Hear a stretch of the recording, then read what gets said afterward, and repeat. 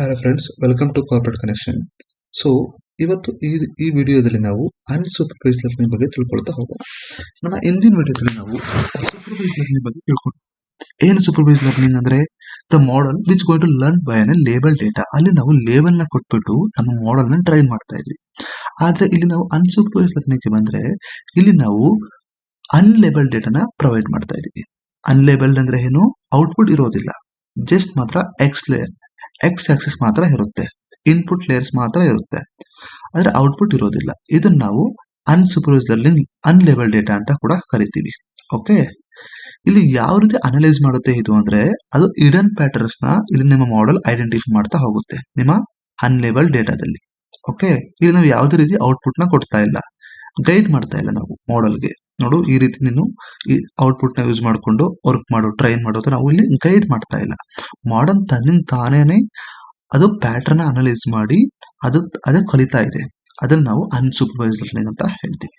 Okay, so unsupervised learning ಅಲ್ಲಿ real world examples ಗೆ ಬಂದ್ರೆ, ಈಗ ನಿಮ್ಮ ಸ್ಟೂಡೆಂಟ್ಸ್ ಗ್ರೂಪ್ಸ್.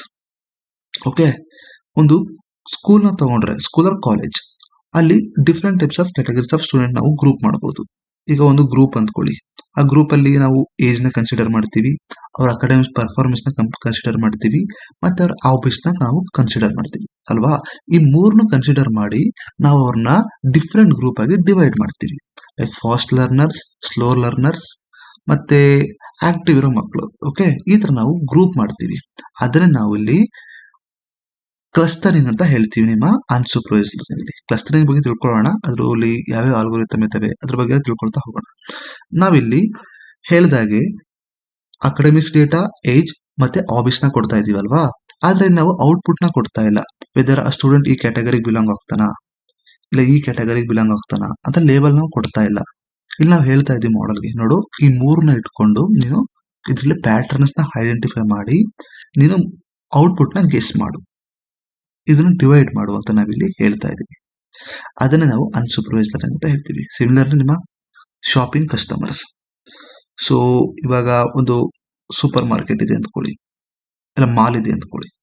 ಈಗ ಮಾಲಿಗೆ ಎಷ್ಟು ಜನ ಕಸ್ಟಮರ್ಸ್ ಬರ್ತಾರೆ, ಅದರಲ್ಲಿ ಎಷ್ಟು ಜನ ಯಾರು ಹೆಚ್ಚಾಗಿ ಸ್ಪೆಂಡ್ ಮಾಡ್ತಾರೆ, ಯಾರು ಕಮ್ಮಿನ ಸ್ಪೆಂಡ್ ಮಾಡ್ತಾರೆ, ಇದನ್ನ ನಾವು ಅನಲೈಸ್ ಮಾಡ್ತೀವಿ ನಿಮ್ಮ ಅನ್ಸೂಪರ್ವೈಸ್ಡ್ ಲರ್ನಿಂಗ್ ಆಲ್ಗೋರಿಥಮ್ಸ್ ನ ಯೂಸ್ ಮಾಡ್ಕೊಂಡು. ಓಕೆ, ಇದು ಒಂದು ಎಕ್ಸಾಂಪಲ್. ಮತ್ತೆ ಟೈಪ್ಸ್ ಆಫ್ ಅನ್ಸೂಪರ್ವೈಸ್ಡ್ ಲರ್ನಿಂಗ್ ಆಲ್ಗೋರಿಥಮ್ಸ್ ಬಂದ್ರೆ ಅದರಲ್ಲಿ ಎರಡು ತರ ಇದೆ. ಒಂದು ಬಂದ್ಬಿಟ್ಟು ಕ್ಲಸ್ಟರಿಂಗ್, ಇನ್ನೊಂದು ಬಂದ್ಬಿಟ್ಟು ಅಸೋಸಿಯೇಷನ್ ರೂಲ್ ಅಂತ. ಕ್ಲಸ್ಟರಿಂಗ್ ಅಂದ್ರೆ ನಾನು ಹೇಳಿದಾಗೆ ಇದು ನಿಮ್ಮ ಡೇಟಾದಲ್ಲಿ ಪ್ಯಾಟರ್ನ್ ಅನಲೈಸ್ ಮಾಡಿ ಡೇಟಾನ ಗ್ರೂಪ್ ಮಾಡ್ಕೊಳ್ತಾ ಹೋಗುತ್ತೆ. ಇದನ್ನ ನಾವು ಕ್ಲಸ್ಟರಿಂಗ್ ಅಂತ ಹೇಳ್ತೀವಿ. ಫಾರ್ ಎಕ್ಸಾಂಪಲ್ ಹೇಳಿದಾಗೆ ಸ್ಟೂಡೆಂಟ್ ಸೆಗ್ಮೆಂಟೇಶನ್ ಇರ್ಬೋದು, ಕಸ್ಟಮರ್ ಸೆಗ್ಮೆಂಟೇಶನ್ ಇರ್ಬೋದು, ಇದೆಲ್ಲ ನಿಮ್ಮ ಕ್ಲಸ್ಟರಿಂಗ್ ಗೆ ಬರುತ್ತೆ. ಮತ್ತೆ ಈ ಅಸೋಸಿಯೇಷನ್ ರೂಲಿಗೆ ಬಂದ್ರೆ ಇದು ಯಾವ ರೀತಿ ಅಂದ್ರೆ ಪ್ಯಾಟರ್ನ್ ಇನ್ ಡೆಪ್ತ್ ಆಗಿ ಅನಲೈಸ್ ಮಾಡುತ್ತೆ. ಲೈಕ್ ಫ್ರೀಕ್ವೆಂಟ್ಲಿ ಆಗಿ ಯಾವುದು ಅಕರ್ ಆಗ್ತಾ ಇದೆ ಇಲ್ಲಿ. ಎಕ್ಸಾಂಪಲ್ ಕೊಟ್ರೆ, ಈಗ ಒಂದು ಸೂಪರ್ ಮಾರ್ಕೆಟ್ ಇದೆ ಅಂದ್ಕೊಳ್ಳಿ. ಈಗ ಅಲ್ಲಿ ತುಂಬಾ ಜನ ಕಸ್ಟಮರ್ ಬರ್ತಾರೆ. ಈಗ ಒಬ್ಬ ಕೆಲವು ಕಸ್ಟಮರ್ಸ್ ಬಂದ್ಬಿಟ್ಟು ಬ್ರೆಡ್ ನ ತಗೋತಾರೆ. ಬ್ರೆಡ್ ನ ತಗೊಂಡವರು ಮಿಲ್ಕ್ ಕೂಡ ತಗೊಂತಾರೆ. ಓಕೆ, ಇವ್ರ ಚಾಯ್ಸ್ ಆಗಿರುತ್ತೆ ಎಷ್ಟು ಜನದ್ದು. ಸೊ ಇಲ್ಲಿ ಫ್ರೀಕ್ವೆಂಟ್ ಆಗಿ ಯಾರು ಅದನ್ನ ತಗೊಂಡಿದಾರೋ ಅದನ್ನ ನಿಮ್ಮ ಮಾಡೆಲ್ ರೆಕಾರ್ಡ್ ಮಾಡ್ಕೊಳ್ಳುತ್ತೆ. ಈಗ ನೆಕ್ಸ್ಟ್ ಟೈಮ್ ಯಾರಾದ್ರೂ ಬಂದ್ಬಿಟ್ಟು ಅಲ್ಲಿ ಬ್ರೆಡ್ ನ ತಗೊಂಡ್ರೆ ಅವರಿಗೆ ಅದು ಮಿಲ್ಕ್ ನ ಸಜೆಸ್ಟ್ ಮಾಡುತ್ತೆ. ಯಾಕೆಂದ್ರೆ ಅದಕ್ಕೆ ಗೊತ್ತು ಎಷ್ಟೋ ಜನ, ತುಂಬಾ ಜನ ತಗೊಂಡಿದ್ದಾರೆ. ಓಕೆ, ಫ್ರೀಕ್ವೆಂಟ್ಲಿ ತಗೊಂತಾ ಇದ್ದಾರೆ. ಸೊ ಈ ಪರ್ಸನ್ ಕೂಡ ಅದನ್ನ ತಗೊಬಹುದು ಅಂತ ಆ ಮಾಡೆಲ್ ಏನ್ ಮಾಡುತ್ತೆ, ಥಿಂಕ್ ಮಾಡಿ ಅವನಿಗೆ ಅದನ್ನ ಸಜೆಸ್ಟ್ ಮಾಡುತ್ತೆ. ಅದನ್ನ ನಾವಿಲ್ಲಿ ಅಸೋಸಿಯೇಷನ್ ರೂಲ್ ಅಲ್ಲಿ ನಾವು ಯೂಸ್ ಮಾಡ್ತೀವಿ. ಇದರಲ್ಲಿ ಅಪ್ರಿಯರಿ ಅಂತ ಬರುತ್ತೆ, ಇದ್ರ ಬಗ್ಗೆ ನಾವು ತಿಳ್ಕೊಳ್ಳೋಣ ಅದೇನು ಅಂತ. ಓಕೆ, ಸೊ ಇವಾಗ ಇಷ್ಟು ಅರ್ಥ ಮಾಡ್ಕೊಳ್ಳಿ. ಅಸೋಸಿಯೇಷನ್ ರೂಲ್ ಅಂದ್ರೆ ಲೈಕ್ ಫ್ರೀಕ್ವೆಂಟ್ಲಿ ಅಕ್ಯೂರ್ ಆಗೋ ಥಿಂಗ್ ನ ಇದು ರೆಕಾರ್ಡ್ ಮಾಡಿ ಪ್ಯಾಟರ್ನ್ ಅನಲೈಸ್ ಮಾಡುತ್ತೆ. ಅದನ್ನ ನಾವು ಅಸೋಸಿಯೇಷನ್ ರೂಲ್ ಅಂತ ಹೇಳ್ತೀವಿ. ಮತ್ತೆ ಕ್ಲಸ್ಟರಿಂಗ್ ಅಂದ್ರೆ ಅದು ನಿಮ್ಮ ಪ್ಯಾಟರ್ನ್ಸ್ ನ ಡಿಗ್ ಮಾಡಿ ಅದು ಸಪರೇಟ್ ಗ್ರೂಪ್ ನ ಮಾಡ್ಕೊಳ್ಳುತ್ತೆ. ಅದನ್ನ ನಾವು ಕ್ಲಸ್ಟರಿಂಗ್ ಅಂತ ಹೇಳ್ತೀವಿ. ಸಿಂಪ್ಲಿ ಗ್ರೂಪ್ಸ್ ಅಂತ ಕೂಡ ಹೇಳ್ಬೋದು. ಓಕೆ, ಇದು ನಿಮ್ಮ ಟೈಪ್ಸ್ ಆಫ್ ಅನ್ಸೂಪರ್ವೈಸ್ಡ್ ಲರ್ನಿಂಗ್ ಅಲ್ಲಿ. ಸೊ ಇವಾಗ ನಮ್ಮ ಕ್ಲಸ್ಟರಿಂಗ್ ಅಲ್ಲಿ ಬಂದ್ರೆ ಎರಡು ತರ ಇದೆ. ಒಂದ್ ಬಂದ್ಬಿಟ್ಟು ಕೆ ಮೀನ್ಸ್ ಕ್ಲಸ್ಟರಿಂಗ್, ಇನ್ನೊಂದು ಬಂದ್ಬಿಟ್ಟು ಹೈರಾರ್ಚಿಕಲ್ ಕ್ಲಸ್ಟರಿಂಗ್. ಏನು ಕೆ ಮೀನ್ಸ್ ಕ್ಲಸ್ಟರಿಂಗ್ ಅಂದ್ರೆ A popular method for partitioning a data into k distinct cluster where each data point belongs to cluster with the nearest mean. ಇದು ನಾವು ಕೆ ಅಂದ್ರೆ ನಾವು ಈಗ ಹೇಳ್ತೀವಿ, ಒಂದು ಡೇಟಾನ ಕೊಟ್ಬಿಡ್ತೀವಿ, ಹೇಳ್ತೀವಿ ಮಾಡೆಲ್ಗೆ ನೋಡು 3 ಆಗಿ ಡಿವೈಡ್ ಮಾಡು ಇದನ್ನ, ಇಲ್ಲ 4 ಗ್ರೂಪ್ಸ್ ಆಗಿ ಡಿವೈಡ್ ಮಾಡು ಅಂತ ಹೇಳ್ತಾ ಇದೀವಿ. ಆ ಮಾಡೆಲ್ ಅದನ್ನ ಅನಲೈಸ್ ಮಾಡಿಕೊಂಡು ನಿಯರೆಸ್ಟ್ ಮೀನ್ ನ ಕ್ಯಾಲ್ಕುಲೇಟ್ ಮಾಡ್ಕೊಳ್ಳುತ್ತೆ. ಓಕೆ, ಆ ಮೀನ್ಗೆ ಯಾವ ವ್ಯಾಲ್ಯೂ ತುಂಬಾ ಸಿಮಿಲರ್ ಆಗಿದಾವೋ ಅದನ್ನ ಒಂದು ಕ್ಯಾಟಗರಿಗೆ, ಮತ್ತೆ ಆ ಮೀನ್ಗೆ ಯಾವ ವ್ಯಾಲ್ಯೂ ಡಿಸ್ಸಿಮಿಲರ್ ಆಗಿದಾವೋ ಅದನ್ನ ಇನ್ನೊಂದು ಕ್ಯಾಟಗರಿಗೆ ಹಾಕೊಳ್ಳುತ್ತೆ. ಇದಕ್ಕೆ ಹೆಲ್ಬೋ ಮೆಥಡ್ಸ್ ಕೂಡ ಇದೆ, ಸೊ ಅದ್ರ ಬಗ್ಗೆ ನಾವು ಕಲಿಯೋಣ. ಸೊ ಇದು ಕೆ ಮೀನ್ಸ್ ಅಂದ್ರೆ ಈ ತರ ಇದೆ. ಸೊ ಇದು ನಾವು ಕೊಡೋ ವ್ಯಾಲ್ಯೂಸ್ ಮೇಲೆ ನಿಮ್ಮ ಡೇಟಾನ ಡಿವೈಡ್ ಮಾಡ್ಕೊಳ್ಳುತ್ತೆ. ಸೊ ಇದನ್ನ ಇಷ್ಟು ಮಾತ್ರ ತಿಳ್ಕೊಂಡಿರಿ ಇವಾಗ. ಓಕೆ, ನೆಕ್ಸ್ಟ್ ಬಂದ್ಬಿಟ್ಟು hierarchical clustering. So builds A hierarchy of clusters either by merging smaller cluster into larger ones or by splitting a larger cluster into a smaller ones. ಇದು ನಿಮ್ಮ ಡೇಟಾನ split ಮಾಡಿಕೊಂಡು ಇದು group ಮಾಡ್ಕೊಳ್ತಾ ಹೋಗುತ್ತೆ. ಓಕೆ, ಸೊ ಇದಕ್ಕೂ ಕೂಡ ಒಂದು ಮೆಥಡ್ ಇದೆ, ಅದನ್ನ ನಾವು ಕಲಿತಾ ಹೋಗೋಣ. ನಾವು ಯಾವಾಗ ಹೈರಾರ್ಚಿಕಲ್ ಕ್ಲಸ್ಟರಿಂಗ್ ಬಗ್ಗೆ ಇನ್ ಡೆಪ್ತ್ ಆಗಿ ತಿಳ್ಕೊಂತೀವಿ, ಅದ್ರ ಬಗ್ಗೆ ನಾವು ತಿಳ್ಕೊಳ್ತಾ ಹೋಗೋಣ. ಸೊ ಇವಾಗ ಹೈರಾರ್ಚಿಕಲ್ ಕ್ಲಸ್ಟರಿಂಗ್ ಅಂದ್ರೆ ನಿಮ್ಮ ಡೇಟಾನ ಬ್ರಾಂಚಸ್ ಆಗಿ ಡಿವೈಡ್ ಮಾಡ್ಕೊಂಡು ಮತ್ತೆ ಆ ಬ್ರಾಂಚಸ್ ಅಲ್ಲಿ ಅದು ನಿಮ್ಮ ಡೇಟಾನ ಗ್ರೂಪ್ ಮಾಡ್ತಾ ಹೋಗುತ್ತೆ.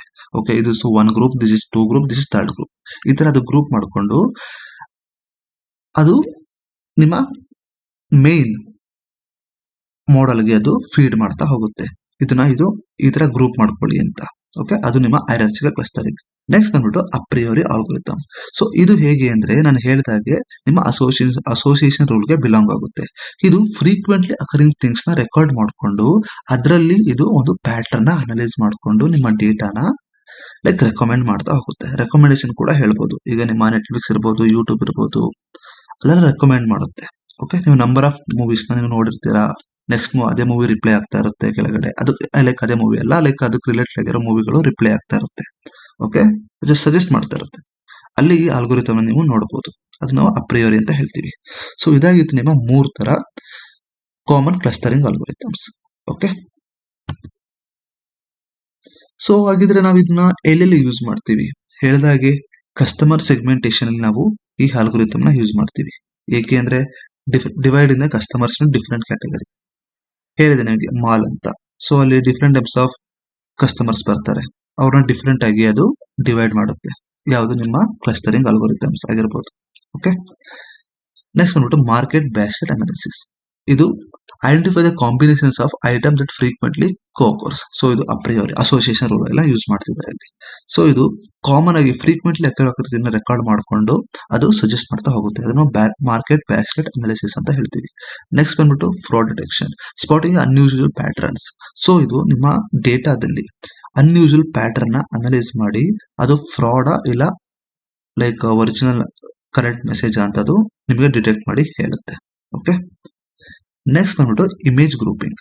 ಸೊ ಇಲ್ಲಿ organise the large collections of image into category based on visual similarity without prior labels.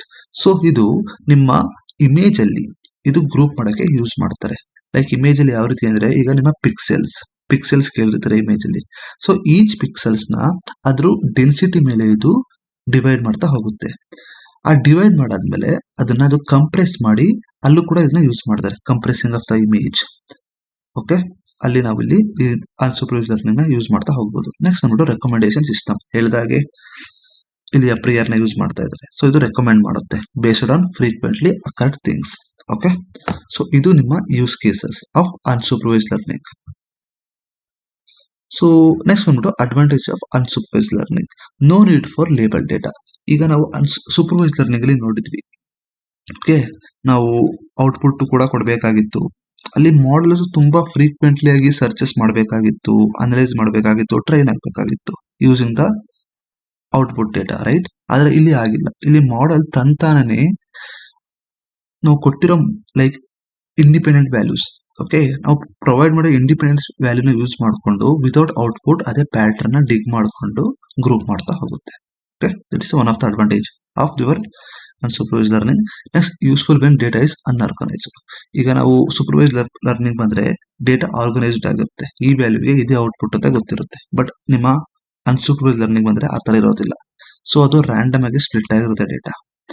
ಆದ್ರೂ ಕೂಡ ನಿಮ್ಮ ಈ ಅನ್ಸೂಪರ್ವೈಸ್ಡ್ ಲರ್ನಿಂಗ್ ಆಲ್ಗೋರಿಥಮ್ಸ್ ಅದನ್ನ ಈಸಿಯಾಗಿ ಅನಲೈಸ್ ಮಾಡಿ ಪ್ಯಾಟರ್ನ್ ಡಿಗ್ ಮಾಡಿ ಅದು ಗ್ರೂಪ್ ಮಾಡ್ತಾ ಹೋಗುತ್ತೆ. ಅದೊಂದು ಅಡ್ವಾಂಟೇಜಸ್ ಇಲ್ಲಿ. Finds the hidden patterns.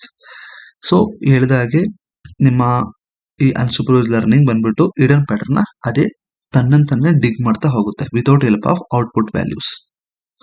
So this are few advantages. Coming to disadvantage of unsupervised learning, result may not be accurate. So without label to guide the learning process. So ಹೇಳಿದಾಗೆ ಇಲ್ಲಿ ಇದಕ್ಕೆ ನಿಮ್ಮ unsupervised learning guide ಮಾಡೋಕೆ output data ಇರೋದಿಲ್ಲ. So ಇದು own ಆಗಿ ತನ್ನಿಂತಾನೆ ಡಿಗ್ ಮಾಡ್ತಾ ಹೋಗುತ್ತೆ ಪ್ಯಾಟರ್ನ್ಸ್ ನ. ಮೇ ಬಿ ಅದು ಅಕ್ಯುರೇಟ್ ಆಗು ಕೂಡ ಇರಬಹುದು, ಇನ್ಅಕ್ಯುರೇಟ್ ಆಗು ಕೂಡ ಇರಬಹುದು. Okay, or to evaluate performance. Assessing the effectiveness of unsupervised learning models can be challenging since there are no true labels to compare against. So ಇಲ್ಲಿ ಸ್ವಲ್ಪ ಇದನ್ನ ಎವ್ಯಾಲ್ಯೂಯೇಟ್ ಮಾಡೋದು ಸ್ವಲ್ಪ ಕಷ್ಟ ಇರುತ್ತೆ. ಯಾಕೆಂದ್ರೆ ನಾವು ನಿಮ್ಮ ಸೂಪರ್ವೈಸ್ಡ್ ಲರ್ನಿಂಗ್ ಅಲ್ಲಿ ನೋಡಿರ್ಬೋದು, ನಾವು ಟ್ರೈನ್ ಮಾಡಾದ್ಮೇಲೆ ಟೆಸ್ಟ್ ಮಾಡಕ್ಕೆ ನಾವು ಔಟ್ಪುಟ್ ಡೇಟಾನ ಯೂಸ್ ಮಾಡ್ತಾ ಇದ್ವಿ. ಆದ್ರೆ ಇಲ್ಲಿ ನಮಗೆ ಟೆಸ್ಟ್ ಮಾಡಕ್ಕೆ ಔಟ್ಪುಟ್ ಡೇಟಾನೇ ಇರೋದಿಲ್ಲ. ಜಸ್ಟ್ ನಮ್ಮ ಮಾಡೆಲ್ ಏನ್ ಕೊಡುತ್ತೋ ಅದನ್ನ ನಾವು ಯೂಸ್ ಮಾಡ್ಕೊಂಡು ಅನಲೈಸ್ ಮಾಡ್ತಾ ಇದೀವಿ. ಸೊ ಇದು ಸ್ವಲ್ಪ ಆಡ್ ಆಗಿರುತ್ತೆ ಎವ್ಯಾಲ್ಯೂಯೇಟ್ ಮಾಡೋಕೆ. Needs proper interpretations. The insights generated by unsupervised models require careful interpretation by domain expert to translate them into actionable strategies.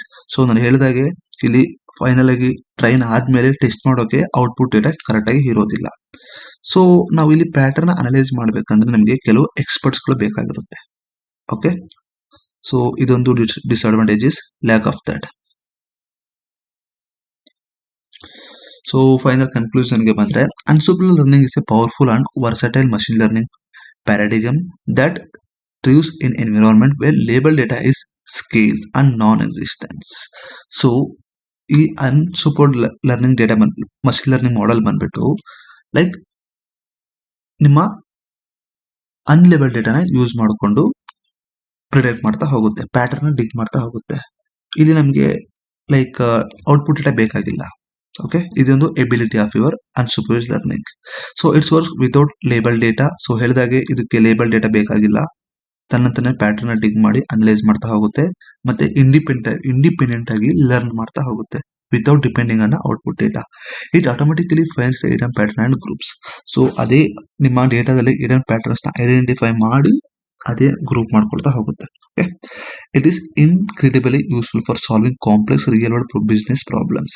So real world business problems ನೋಡಿರ್ಬೋದು, like ಅದಕ್ಕೆ huge number of datas ಇರುತ್ತೆ, output data ಇರೋದಿಲ್ಲ, ಬರೀ problem ಸ್ಟೇಟ್ಮೆಂಟ್ಗಳು ಮಾತ್ರ ಇರುತ್ತೆ. So ಆ ಟೈಮಲ್ಲಿ ನಾವು ಅನ್ಸೂಪರ್ವೈಸ್ಡ್ ಲರ್ನಿಂಗ್ ನ ಯೂಸ್ ಮಾಡಿಕೊಂಡು ಆ ಪ್ರಾಬ್ಲಮ್ ಸ್ಟೇಟ್ಮೆಂಟ್ ಮೇಲೆ ಅಪ್ಲೈ ಮಾಡಿದ್ರೆ ಅದು ಅದರಲ್ಲಿರೋ ಪ್ಯಾಟರ್ನ್ಸ್ ನ ಡಿಗ್ ಮಾಡಿ ಅದಕ್ಕೆ ಸೊಲ್ಯೂಷನ್ ಸೊಲ್ಯೂಷನ್ ಕೊಡೋಕೆ ಟ್ರೈ ಮಾಡ್ತಾ ಹೋಗುತ್ತೆ. ಓಕೆ, ಸೊ ಇದು ಆಗಿತ್ತು ನಿಮ್ಮ ಅನ್ಸೂಪರ್ವೈಸ್ಡ್ ಲರ್ನಿಂಗ್. ಸೊ ವಿಡಿಯೋ ಇಷ್ಟ ಆಗಿದ್ರೆ ದಯವಿಟ್ಟು ಲೈಕ್ ಮಾಡಿ ಹಾಗೂ ಆದಷ್ಟು ಶೇರ್ ಮಾಡಿ ಅಂತ ಹೇಳ್ತಾ ವಿಡಿಯೋನ ಎಂಡ್ ಮಾಡ್ತಾ ಇದ್ದೀನಿ. Thank you, bye.